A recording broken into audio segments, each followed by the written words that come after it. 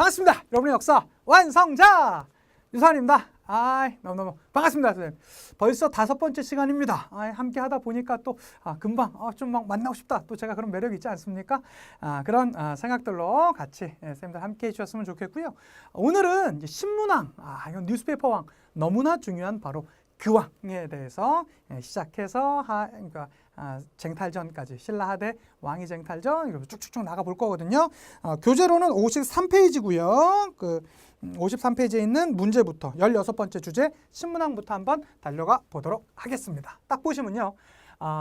그 53페이지 위에 있는 문제입니다. 15회 9번 문제인데요. 자료를 토대로 적절하게 추론한 학생을 보기에서 고른 것은 이렇게 나왔는데요. 딱 보니까 신문왕 7년에 문무 관료전을 지급하고 차등을 두었다라고 나오고요.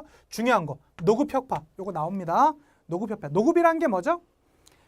관리들이나 공신들이 땅을 받았던 건데 그거는 그 땅에서 받을 수 있는 수조권만을 받은 것뿐만 아니라 그 땅 안에 있는 사람들의 노동력까지 징발할 수 있었던 어마어마한 귀족들의 특권이 된다라고 할 수 있겠죠. 그런데 지나면서 성덕왕 때 가면요. 백성들에게 정전을 지급했다라고 합니다. 이제 일반 백성들에게도 땅을 나눠줬구나. 이렇게 이제 알아갈 수 있을 텐데 한번 가보도록 하겠습니다. 갑 봤더니요. 관료들의 힘이 강해지고 왕권이 약해졌을 거야? 아닙니다. 그러지 않았었죠. 노급이 혁파되면서 어떻게 되었습니까? 이 관리들, 귀족 관리들의 힘은 약화되고요. 왕권이 강화를 보여주는 게 바로 이 내용이 되겠습니다. 갑은 틀렸고요. 을은요. 상대 등의 권력은 이전에 비해 강화됐을 거라 나오는데 강화되지 않았습니다. 왜 강화되지 않았냐고요? 바로 이런 때문이죠. 상대 등은 누구를 얘기하는 것이냐면 귀족 세력의 우두머리를 얘기하는 것이거든요. 그런데 여기서 왕권은 더 강해졌다라고 했었잖아요. 왕권이 강해지면 귀족 세력은 위축될 수밖에 없는 거고요. 귀족 세력의 대표적인 사람이 바로 이 상대 등인 거니까 상대 등의 권한도 요 시대만큼은 약화됐을 것이다 라고 추정할 수 있습니다. 자, 병은요. 농민들에 대한 국가의 지배력이 강화되었겠군 이라고 나와 있는데요. 이렇게 이제 알아갈 수 있겠죠. 왜 그러냐면 여기서 말하는 농민들에 대한 국가의 지배력이란 건 원래 그전에 누가 갖고 있었어요? 힘 있는 귀족들이 갖고 있었잖아요. 왜요? 귀족들은요 그 땅을 받게 되면요 자기 마음대로 불러서 막 노동력을 시켰다니까 야 너네 집 우리 집 담 좀 싸 막 이런 식으로 시켰는데 이제는 노급이 혁화되면서 그 권한이 누구한테 간 거예요? 국가한테 간 거니까 국가의 지배력은 강화됐다라고 할 수 있을 것이고요. 정은요. 그 귀족들이 농민의 노동력을 징발하기가 어려워졌겠군. 왜요? 노급이 혁파되었기 때문입니다. 그래서 정답은 정과 병, 정답 5번 이렇게 찾아가 주시면 되는 겁니다. 자, 됐고요. 다음 문제 한번 가보도록 하겠습니다. 다음 문제는요. 이렇게 되는 것이죠. 21회 7번 문제입니다. 53페이지 밑에 있는 내용이죠. 가나 왕에 대한 설명으로 옳은 것은 이렇게 말하는데 한번 가보도록 할게요. 가문사 이야기랍니다. 가문사는요. 동해 바다에 용이 되겠다는 유언을 남긴 아버지의 뜻을 받아들인 아들인 나는요. 682년에 창건한 절이랍니다. 용이 된 아버지가 해류를 타고 출입할 수 있도록 금당 아래에 통로를 만들어 놓았다는 이야기가 전해집니다. 이게 뭐냐면 이것이죠. 아마 선생님들도 이거 잘 모르시는 선생님들 은근히 계실 거야. 삼국 통일을 완성한 왕이 누굴까요? 문무왕입니다. 이거 모르는 왜냐면 무열왕 이렇게 이제 아는 선생님들 되게 많으세요. 학생들은 사실 더 많이 그렇습니다. 삼국 통일을 완성한 왕이 누구냐? 문무왕이거든요. 문무왕의 최대 업적이자 마지막 업적이자 유일한 업적이 삼국 통일입니다. 근데 삼국 통일하고 자기가 이제 죽기 전에 그때만 해도 역시 일본의 그 넘어오는 게 위협했나? 그러니까 야, 나 다른 왕릉 만들지 마. 나 저기다가 내 육을 뿌려. 그럼 내가 바다 용이 드래곤이 돼갖고 너네 지켜줄 거야. 그랬다는 거 아닙니까? 근데 그 아들이 왕이 된 사람이 누구죠? 뉴스페이퍼 왕, 신문왕이에요. 그러니까 신문왕이 볼 때는 얼마나 고마워요. 아니 아버지가 삼국 통일해서 나한테 왕이 넘겨준 것도 고마운데 이제는 죽어서도 이 드래곤이 돼서 지켜주겠다고 하니까 얼마나 고맙습니까? 그래갖고 사찰을 져요. 은혜에 감사해서 아버지의 은혜에 눈물을 흘리는 감사의 마음으로 절을 지으니 그 절이 가문사예요. 그러면 요 가가 누구겠습니까? 문무왕이고요. 나가 누구겠습니까? 뉴스페이퍼 왕, 신문왕 아니겠습니까? 그럼 그렇게 이제 찾아가면 되는 것이죠. 가보도록 하겠습니다. 1번 가는요. 문무왕인데 최초의 진골 출신 왕이다? 아니죠. 최초의 진골 출신의 왕은 누굽니까? 태종 무열왕이 되겠죠. 1번은 틀렸고요. 2번입니다. 관료전을 지급하고 노급을 폐지하였다. 요거는 신문왕의 업적이잖아요. 역시 해당되지 않고요. 3번입니다. 자, 나는요, 그러니까 신문왕은요, 경당을 설립하고 인재를 양성했다라고 하는데요. 경당 설립은 이 고구려가 이 경당과 관련이 있는 것입니다. 고구려의 교육기관이었던 것입니다. 역시 3번도 틀렸고요. 4번은요, 신문왕은요, 김음돌의 난을 진압하고 왕권을 강화했습니다. 귀족 세력을 숙청하면서 왕권을 강화했던 게 바로 이 뉴스페이퍼 왕 신문왕입니다. 그다음 5번은요, 가나는요, 가야 지역을 차지하여 영토를 확장하였다 나오는데요.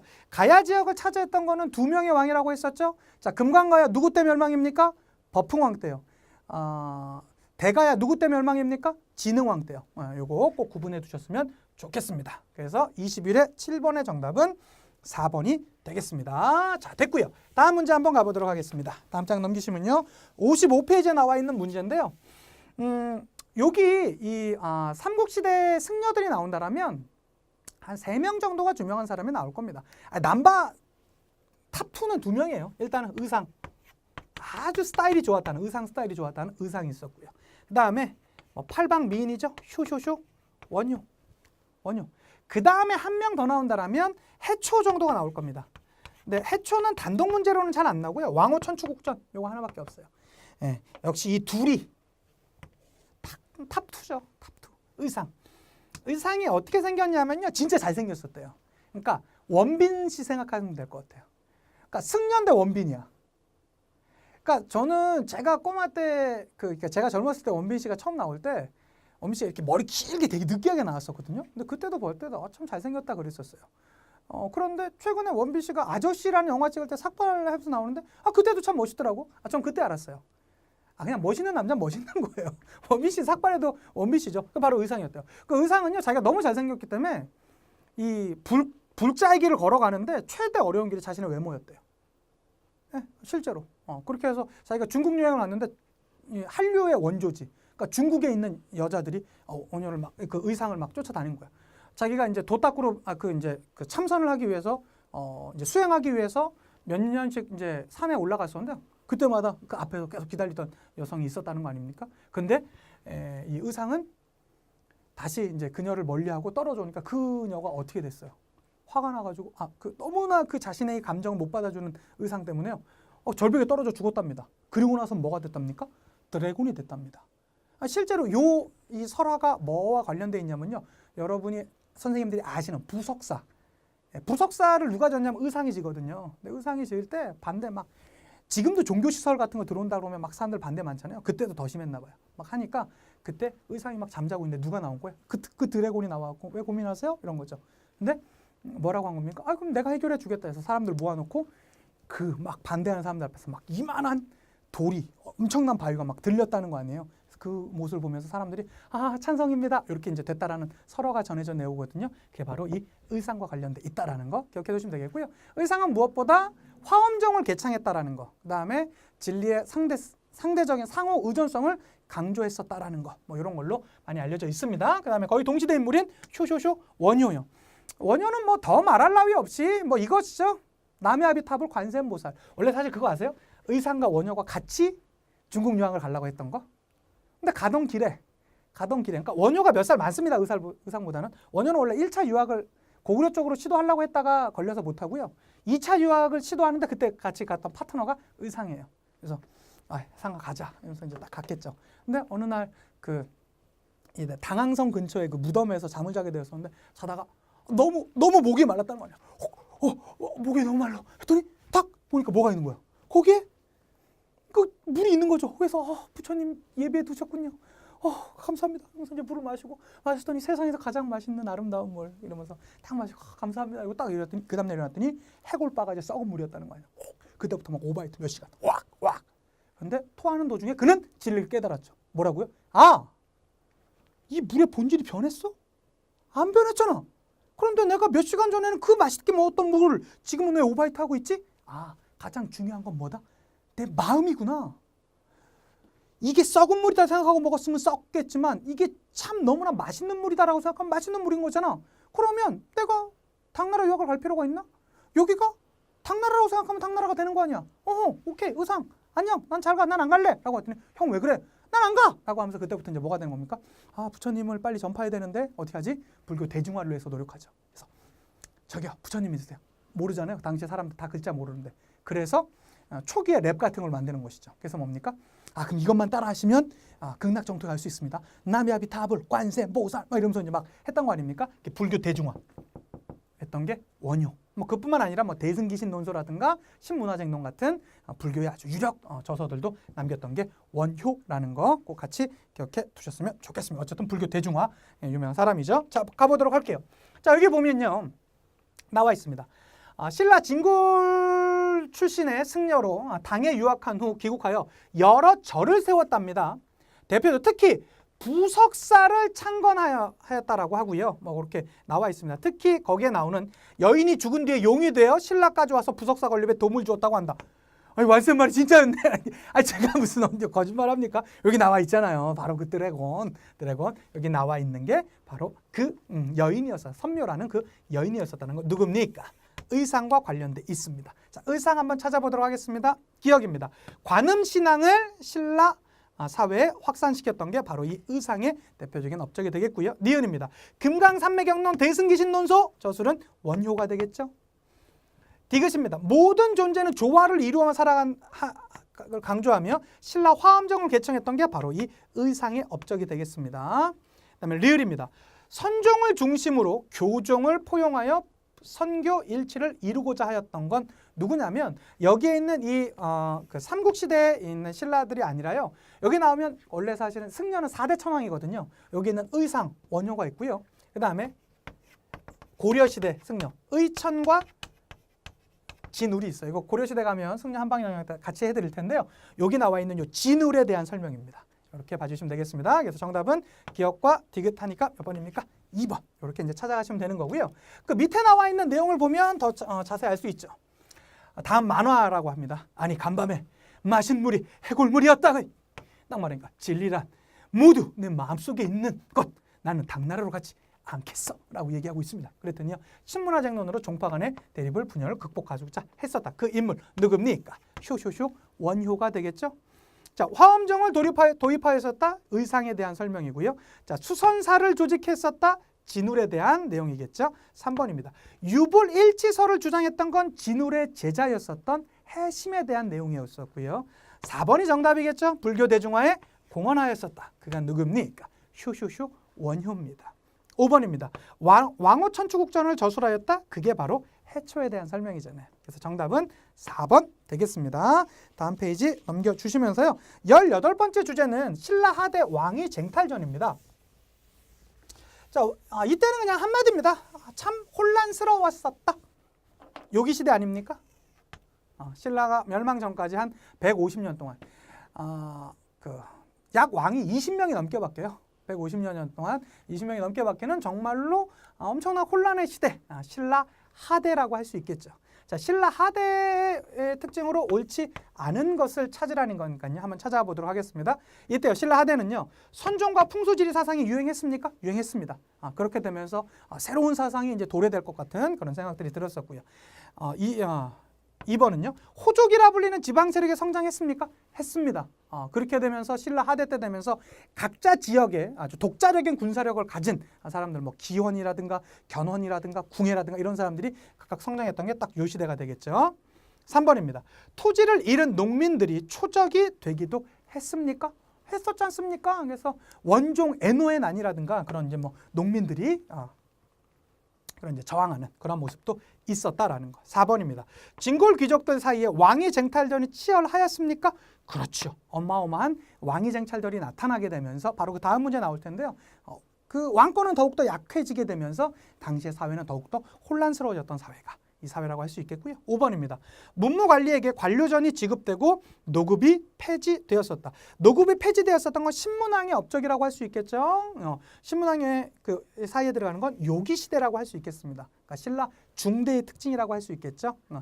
신라 중대는 귀족 세력을 제한시키고요. 왕권이 강화되는 상당히 좀 안정된 시기를 겪게 되거든요. 그런데 신라 하대 때 오면서 왕권이 약해지게 되면서 귀족들, 호족들이 난립하는 그런 혼란의 시대를 겪었었다라는 거. 그래서 옳지 않은 것 5번 이렇게 이제 찾아가면 되는 것이고요.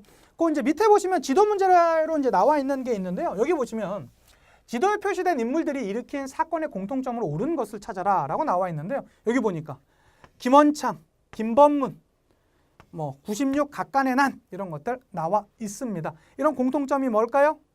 김원창으로 대표되는 신라 하대 왕위 쟁탈전과 관련된다라고 할 수 있겠죠? 그런데요, 너무나 쉽게 나와버렸습니다. 문제가 왕위 쟁탈전이라고 노골적으로 문제 나와 있습니다. 정답 1번이고요. 2번입니다.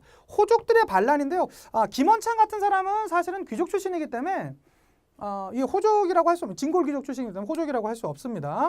그 다음에 농민들이 일으킨 봉기라고 할 수 없고요. 4번입니다. 백제 유민의 부흥운동 관련 없고요. 5번입니다. 천민들의 신문해방운동도 역시 아니었습니다. 천민들의 신문해방운동으로는 대표적인 게 고려시대 그 무신집권기 때 만적의 난 이런 게 이제 천민들의 신문해방운동이라고 할 수 있겠죠. 그래서 여기 57페이지 요 이 두 번째 문제는 정답은 1번이었었고요. 오늘의 마지막 주제로 한번 가보도록 하겠습니다. 자, 가에 들어갈 내용으로 옳은 것을 찾아라 라고 나와 있습니다. 20회 6번에 있는 문제인데요. 여기 보시면 이렇게 나와 있죠. 9개의 주가 있습니다. 한주, 삭주, 명주에서 쭉 9개의 주가 있고요. 그리고 중요한 지역에 5개의 소경을 뒀습니다. 지금으로 치자면 광역시 개념이라고 할 수 있겠죠. 5개의 소경을 두었습니다. 이 구주 5소경대의 지방 체제를 정비한 사람 누구겠습니까? 이제 신라 시대라고 할 수 있겠고요. 더 중요한 건 왕으로 치자면 신문왕 이렇게 이제 들어갈 수 있을 텐데요. 사실 그거보다는 그냥 신라라고만 해도 크게 찾아가는 데는 어렵진 않을 것 같아요. 물론 통일된 이후에 신라긴 하지만 한번 보도록 하겠습니다. 왜 그러냐면 나머지 지문들이 너무 쉬웠어. 1번입니다. 관찰사가 지방행정을 총괄하였었다. 이거 어느 시대죠? 조선시대입니다. 선생님 그걸 어떻게 알아요? 관찰사란 말 자체는 조선시대에만 나와요. 그 고려시대에는 일반 행정구역을 다스렸던 사람은 누구라고 할까요? 안찰사라고 합니다. 그러다가 조선시대에 오면 팔도가 되거든요. 그 팔도를 다스렸던, 지금으로 치면 도지사 개념이 관찰사입니다. 기억해 두시고요. 2번입니다. 수량이 파견되지 않은 속현이 주현보다 많았다. 이 표현 잘 나오는 표현인데요. 고려 때 특징 중에 하나입니다. 고려 시대를 얘기하는 것이고요. 3번입니다. 지방 세력 견제를 위해 상수리 제도가 실시되었다. 정답. 신라 시대 때입니다. 상수리 제도라는 건 뭐냐면요. 그 중앙에서 봤을 때 왕이 저기 멀리에 있는 사람들이 보면 저 사람들이 반란을 일으킬지 모르잖아요. 그래서 그 사람의 자식이라든가 아니면 그 사람 해당되는 사람을요. 일정 기간 수도로 부르는 거예요. 너 나한테 충성할 거지? 나 너 믿는 거 알지? 네 자식도 올 거지? 알지? 충성. 이런 식으로. 결국엔 이게 고려 초에 가면 기인제도 있죠? 기인제도가 바로 이 상수지제도에서 영향을 받아서 만들어진 것입니다. 그래서 정답은 3번 신라시대 맞고요. 4번입니다. 국경지역에 병마사가 파견되어 라고 나왔는데 아까 말씀드렸던 거. 이 고려시대 때는요. 지방제도가 어떻게 되냐면 오도 양계거든요. 2개의 계가 있는 거예요. 고려시대 때입니다. 고려시대 때인데요. 이 오도에는 파견된 사람이 찰사 안찰사가 되는 것이고요. 양계에는 누가 되는 것입니까? 병마사가 되는 것입니다. 이렇게 이제 정리가 되는 것이거든요. 그러니까 안찰사나 병마사가 나오면 그냥 고려시대다 생각하면 되는데 여기 병마사가 나왔네요. 그러니까 뭡니까? 고려시대 얘기하는 것이고요. 5번입니다. 수령 보좌와 향리 감찰을 위한 유향소가 설치되었었다. 당연히 조선시대겠죠. 기억해 두시면 되겠습니다. 오늘 대망의 마지막 문제 한번 풀어보도록 하겠습니다. 자, 봤더니요. 가에 대한 설명으로 옳은 것을 찾으랍니다. 찾아봤더니요. 17회 10번 문제네요. 여러분들 교재 59페이지 두 번째 문제입니다. 자, 부여씨가 망하고 고씨가 망한 다음에 김씨가 남방을 차지하였다. 대씨가 북방을 차지하여 무엇을 세웠대요? 대씨가 북방을 차지해서 뭐를 세웠답니다. 그리고요, 이것을 남북국이라 한답니다. 자, 남쪽에는 신라가 있으니까 북쪽에는 발해가 있는 거 아니겠습니까? 그래서 그 시대를 남북국 시대라고 한다라는 것이잖아요. 그럼 요 가라는 건 어디를 얘기하는 걸까요? 해해, 발해에 대해서 얘기하고 있는 것이겠죠. 이 발해에 대한 설명 찾으라는 거 아니겠습니까? 찾아가 보도록 합시다. 1번입니다. 지방을 5경 15부 62주로 조직하였다. 발해 선왕 때 조직된 것이거든요. 정확히 발해에 대한 설명이고요. 2번입니다. 도병마사가 국방 문제를 논의하였다. 고려 때에 대한 설명이라고 할 수 있겠죠. 3번입니다. 민생 안정을 위해 진대법이 실시되었었다. 진대법 이거 벌써 저희 여러분 문제 푸시면서 몇 번 나왔습니까? 고구려 누구 때입니까? 고국 천황 누구의 건의? 을파소의 건의. 진대법의 내용은요. 봄에 국가가 농민들에게 곡식을 빌려줬다가 가을에 받는 춘대투납제 기억해 두시면 되겠습니다. 4번입니다. 화랑도를 통해 청소년을 국가적 인재로 길렀다. 요거 신라에 대한 설명이겠고요. 5번입니다. 정삼회의에서 나라의 중요한 일을 결정하였다. 정삼회의 어디입니까? 백제에 대한 설명이라고 할 수 있겠죠. 그래서 나머지 이것을 사실은 뭐 왕별로 발해 왕별로 들어가 버리면 상당히 어려운 문제가 될 수 있었을 텐데요. 이건 그렇게 하지 않고요. 어떻게 했답니까? 이렇게 그냥 나라별로 딱 구분했으니까요. 이런 기본적인 사항들은 기억해 두시면 좋겠습니다. 이렇게 하시면 아마 초반에는 요거 제가 좀 말도 빠르고 시간이 길지 않기 때문에 그래서 아마 몇몇 선생님들이 힘들어하실지 모르겠는데 또 듣다 보니까 이제 뭔가 익숙해지면서 점점 자신감이 생기지 않으십니까? 맞습니다. 바로 그 마음입니다. 그 마음으로 준비해 주시고 간단하게 복습해 주시는 거 절대 잊지 않으셨으면 좋겠습니다. 자, 다음 강의에 또 기쁜 마음으로 찾아뵙도록 하겠습니다. 인사드리고 마치겠습니다. 역사가 완성되는 그날까지 완!